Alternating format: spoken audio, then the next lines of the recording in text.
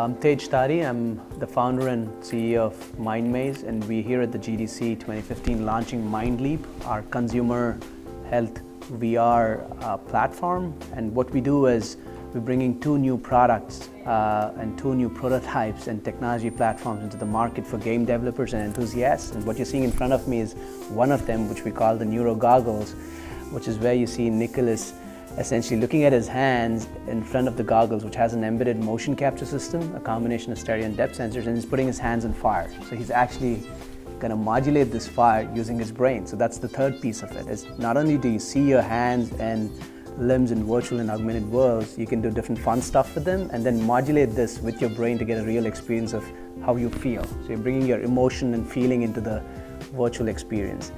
What he can also do is if he turns left, while his hands on fire, he's moved into the virtual world. So this headset also lets you do virtual reality and augmented reality in the same platform very fluidly. So you can mix between VR, come back to the real world, and then see his real hands on fire again. So the reason this platform works so well, it's all fluid. It really synchronizes the delay between the brain signals, the motion capture signals, the rendering into a 1 millisecond resolution. So the experience has got to be perfect. And that's how you believe this is your virtual experience. And we are excited about it because I think this platform, now that we've validated this for patients with different deficits over the last few years, we bring that medical quality now into the gaming world.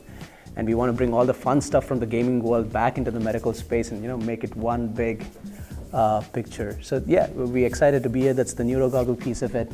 And in the next 6 months, what we're going to do is launch the SDK and eventually get this product out to developers so they can build a lot of amazing stuff with it, and we're excited about it. Can you talk about how the product will affect not only medical treatments but also gaming possibilities with it?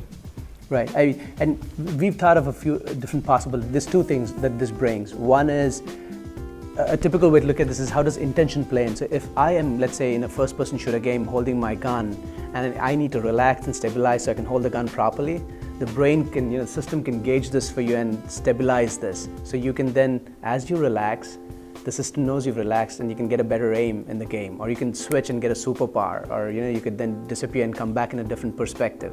So different fun possibilities in different gaming scenarios are enabled, which always again come back from the medical perspective where, for example, amputee patients who have pain can just visualize their hands and the pain goes away. So the possibilities are just across the board. Can you go into a little detail about how the technology works? Right.